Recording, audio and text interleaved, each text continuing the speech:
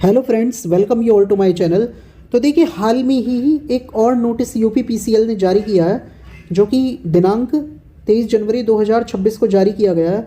और जैसा कि आप जानते हैं कि पहले भी इन्होंने एक नोटिफिकेशन जारी किया था, किसके रिगार्डिंग था वो, TG2 के रिगार्डिंग, जिसमें कि इन्होंने बताया था कि जो एलिजिबिलिटी क्राइटेरिया है वो पूरी तरीके से चेंज हो गया है और उससे पैट को लागू कर दिया गया है। ठीक ऐसा ही चेंज इन्होंने क्या किया है, अवर अभियंता की जो अब वैकेंसी आने वाली है उसमें किया है। तो देखिए, दोनों की ही वैकेंसी, दोनों ही नोटिफिकेशन में वैकेंसी कितनी आएंगी और कब एग्ज़ाम होगा, ये सब अभी कुछ भी क्लियर नहीं है। लेकिन ये ज़रूर है कि वैकेंसी की एलिजिबिलिटी क्राइटेरिया को इन्होंने एक तरीके से क्लियर कर दिया है कि अब जो है पुरानी जो नियमावली है उसे बदल के उसे नई नियमावली से क्या कहते हैं रिप्लेस कर दिया है और उसमें मेजर चेंजेस किए हैं। तो देखिए जी, अब इसको हम स्टेप बाय स्टेप देखते हैं कि इसमें इन्होंने क्या चेंजेस किए हैं। तो देख सकते हैं कि इसमें ये देखिए, जो पुरानी नियमावली थी उसको रहने देते हैं। अब ये जो नया है इसमें देखते हैं, तो इसका जो ग्रेड पे है वो 4600 का ग्रेड पे है, जो कि काफ़ी अच्छा बन जाता है। जो सैलरी की जो लिमिट होती है वो 44,000 45,000 से शुरू होकर आपकी लगभग 14-15 हज़ार तक जा रही है, 1,42,000 के आसपास जा रही है। तो बहुत एक अच्छी डिसेंट सैलरी तो इसमें होती है खैर। और अब जो AE की पोस्ट होती है उसमें और भी अच्छी होती है। तो इसकी जो एलिजिबिलिटी है वो तो देखिए, वो तो जो आपकी टेक्निकल क्वालिफिकेशन है, यानी कि आपका डिप्लोमा पॉलीटेक्निक जो कि आपने इलेक्ट्रिकल ट्रेड में किया हो, तो वो तो आपकी रहेगी। और अगर आपने ओपन डिस्टेंस लर्निंग से किया कोई कोर्स तो वो इसमें एलिजिबल नहीं होगा। केवल ऐसा डिप्लोमा जो रेगुलर हो, जो किसी मान्यता प्राप्त जो विश्वविद्यालय है उससे क्या कहते हैं अप्रूव होना चाहिए। तो इस तरह से, और दूरस्थ यानी कि डिस्टेंस लर्निंग का मान्य नहीं होगा। तो अब देखते हैं इसमें क्या क्या। अब ये देखिए, इसको या तो देखिए आपका बोर्ड ही करा सकता है, जो यूपीपीसीएल का बोर्ड है, या फिर उत्तर प्रदेश लोक सेवा आयोग कराएगा। अब कौन कराएगा ये तो खैर कोई इतना बड़ा हमारे लिए मैटर नहीं है।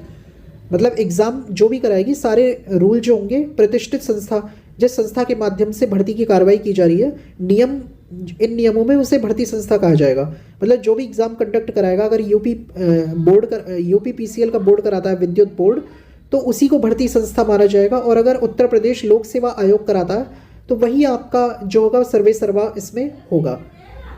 अब ये देखिए, इसमें क्या है, जैसा कि आपके TG2 का नोटिफिकेशन था, TG2 के नोटिफिकेशन में भी पैट को क्या किया था, मैंडेटरी किया गया था पैट के स्कोर कार्ड को। तो ये जो वैकेंसी आई है अभियंता लेवल की, तो इसमें भी इन्होंने पैट के स्कोर कार्ड को वैलिड कर दिया है। अब देखिए, पैट का इंपॉर्टेंस यहाँ पे बढ़ जाता है, क्योंकि पैट की वैलिडिटी 3 साल के लिए जो की गई थी उसका मेन पर्पस यही था कि 1 साल के लिए वैलिडिटी अगर होती तो बहुत सारे एग्ज़ाम ये पैट से कंडक्ट करवाने वाले हैं, तो फिर सारे एग्ज़ाम को पैट से करवाना जो है वो पॉसिबल नहीं हो पाता 1 साल के अंदर, क्योंकि वैलिडिटी जब 1 साल ही थी। अब 3 साल की वैलिडिटी है, तो एक तरीके से आयोग के लिए भी ये फ़ायदा है कि आयोग क्या होगा, अब केवल आयोग भी सीधा सीधा आयोग अपना मकसद उसने क्लियर कर दिया कि वो सेलेक्टेड कैंडिडेट को ही एग्ज़ाम दिलवाना चाहता है, भीड़ नहीं बढ़ाना चाहता।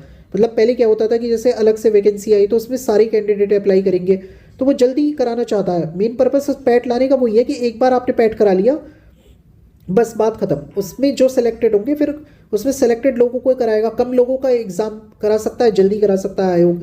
तो पैट के स्कोर कार्ड लाने की जो एक तरीके से पूरा जो पर्पस था उसका यही हो सकता है कि अब केवल सेलेक्टेड कैंडिडेट को ही लेना चाहता है और अपना समय बचाना चाहता है, जल्दी जल्दी परिणाम निकालेगा।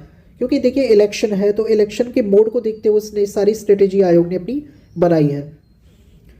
तो देख सकते हैं इसमें जो स्टेप्स होंगे आपके, वो 2 स्टेप में ये जो है होगा। पहला जो इसका स्टेप है, इसमें क्या होगा कि जैसे पैट का आपका जो स्कोर कार्ड होगा उसके बेसिस पे आपको शॉर्ट लिस्ट जब करेंगे तो 5 गुना लोगों को शॉर्ट लिस्ट करेंगे। वो पैट के स्कोर कार्ड की मेरिट लगाएंगे, कट ऑफ लगाएंगे, तो उनको ही रिटन एग्जाम में बैठने का यहाँ पे मौका दिया जाएगा। तो पैट देखिए अब कंपलसरी हो गया। अब जिन लोगों ने पैट नहीं दिया वो इस वैकेंसी से एक तरीके से बाहर ही हैं अब। तो जिन लोगों को ये था कि अब पहले से क्लियर था कि आगे जो भी वो होगा वो पैट से ही होगा, अब टेक्निकल पोस्ट के लिए भी ऐसा होगा। इसमें ज़रूरी ऐसा नहीं लग रहा था, लेकिन ये चीज़ें इन्होंने टेक्निकल में भी कर दी। अब बाद में क्या होगा ये देखिए, शॉर्ट लिस्ट किए गए कि एक दूसरा जो होगा, अब इसमें 2 स्टेप होंगे। जो रिटन एग्ज़ाम होगा, रिटन एग्ज़ाम के 2 स्टेप होंगे। जो पहला स्टेप है, अब उसमें ये देखिए कि जो O लेवल के क्वेश्चन है, मतलब O लेवल का सर्टिफिकेट नहीं होगा, बल्कि O लेवल के जो 50 क्वेश्चन है वो आपसे सीधे एग्जाम में ही पूछ लिए जाएंगे।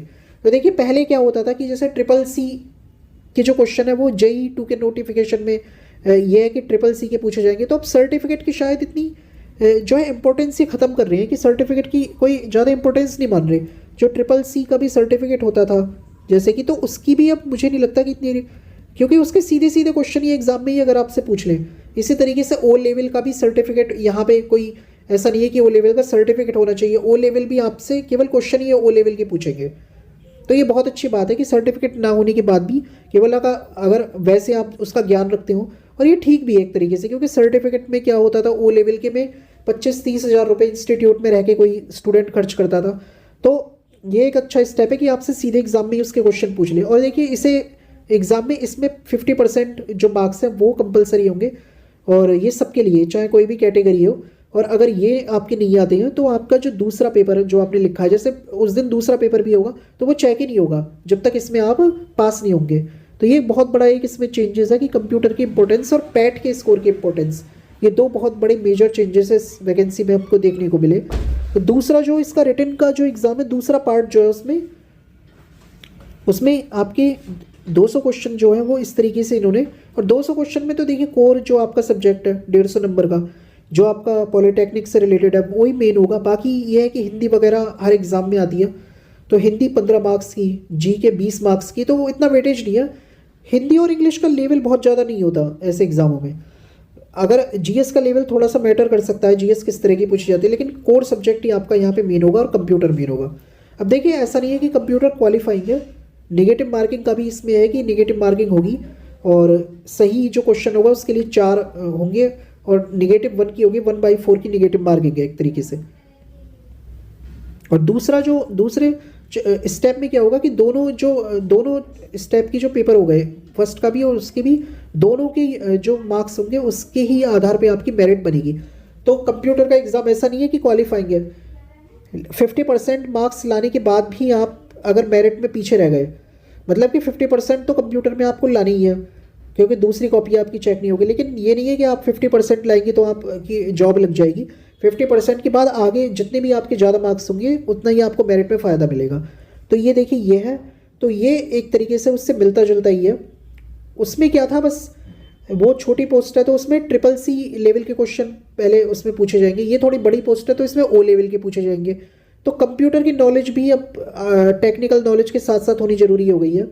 तो ये काफ़ी बड़ा एक तरीके से चेंज है।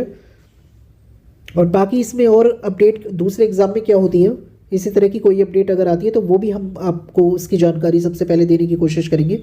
तो मिलते हैं अब आपसे अगली वीडियो में, तब तक के लिए धन्यवाद।